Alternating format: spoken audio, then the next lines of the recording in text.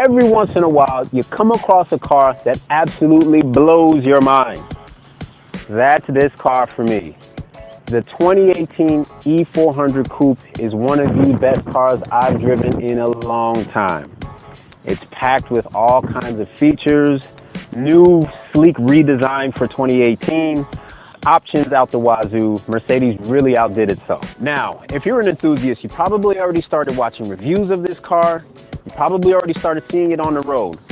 Now, I don't want to bore you with stats and specs and that type of information, but I do want to offer my perspective on how this car works as a family vehicle. Does it work as a family vehicle? A family of 2, family of 3, 4, definitely can't work as a family of 5 because there's only 4 seats.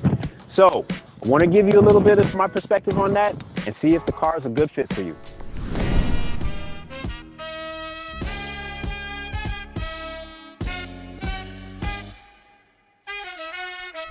Thanks to mid-90s hip-hop artists, the E-Class, as well as its then CLK counterpart, became iconic staples of what it meant to be a baller.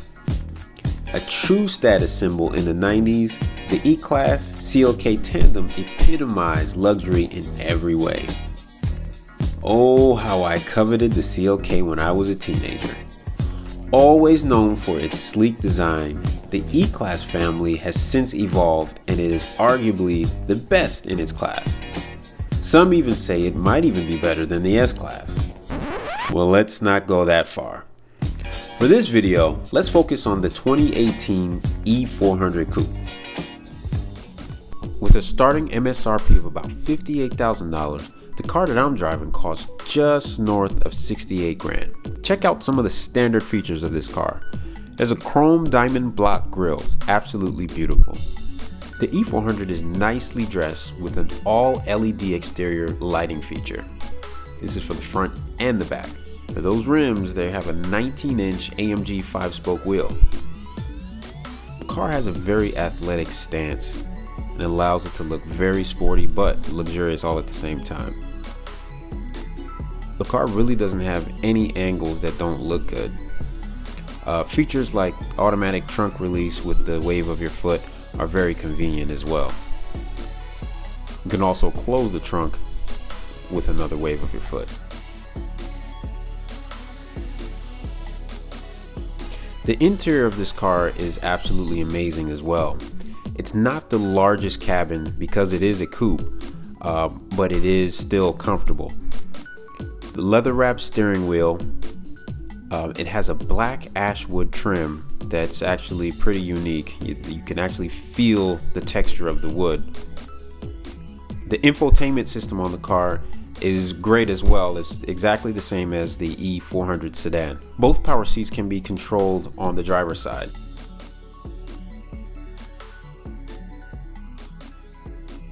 Just to give you a little sound of the engine on sport mode.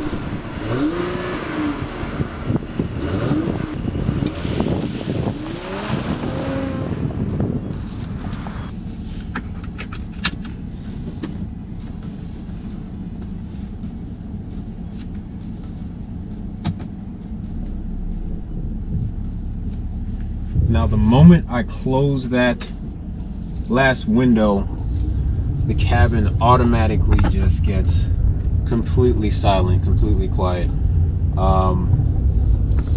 What I notice about the car is the road noise is pretty good. You do hear a little bit of rattling right by your left ear on this driver door. It might be because there's no B pillars, but it's nothing that is a deal breaker. So the car has a 9-speed transmission, so needless to say, the shifting, you really can't feel it. This car also has air suspension, so it actually gives it a little bit more cushiony ride. And whenever you're driving this car, you just feel like you're in the lap of luxury. The interior of this car, as you saw, is absolutely beautiful. It's just nice to look at. I mean, I find myself just gazing at stuff just like the wood grain. I've never seen a wood grain like this.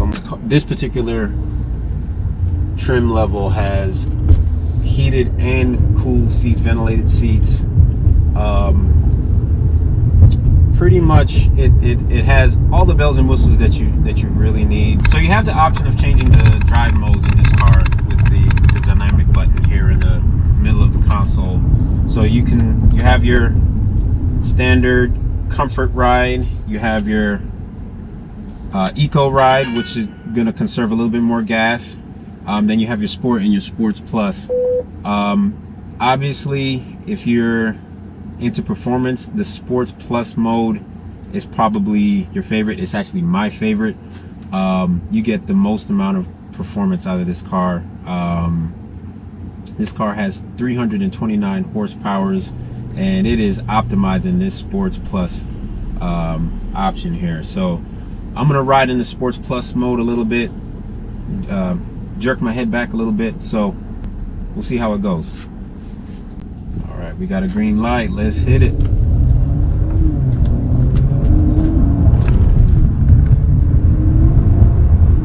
Absolute thrust you right back into the seat. Kind of like a violent thrust, and even for 329 horsepower. It's not the fastest car I've driven, but it's not slow by any stretch of the imagination. After coming out of a CLS 550 with 402 horsepower, you know, it is, oh, you can actually hear the engine kind of revving and crackling a little bit. It's actually pretty cool sound. But after coming out of other cars that are that have a lot more power, even though this doesn't have as much power, it's still adequate. So, is this car a daily driver for the family man like myself? I'd have to say probably not. I'm an entrepreneur. I have a few cars, but my family likes to ride with me. My boys like to ride with me, and they rode in this car for the past few days, and they weren't necessarily comfortable in these back seats.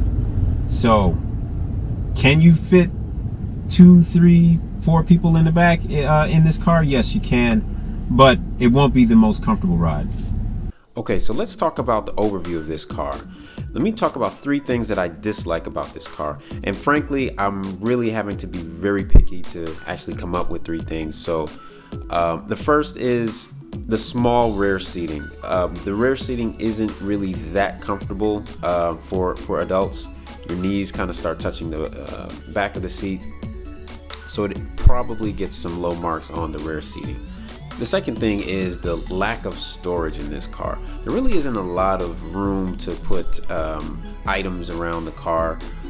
Again, it is a coupe, so you really wouldn't expect that much room, but that's probably another thing that the car loses marks on. And the last thing I dislike about the car is the small cup holders. Can't really fit large drinks in there. There are cup holders in the front and back, but they are pretty small. So let's talk about 3 things that I love about this car. First, at the top of the list is there are no B-pillars on this car.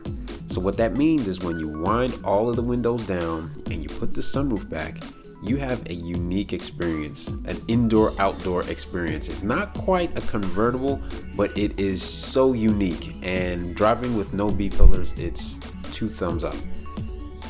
The interior design of this car is just awesome.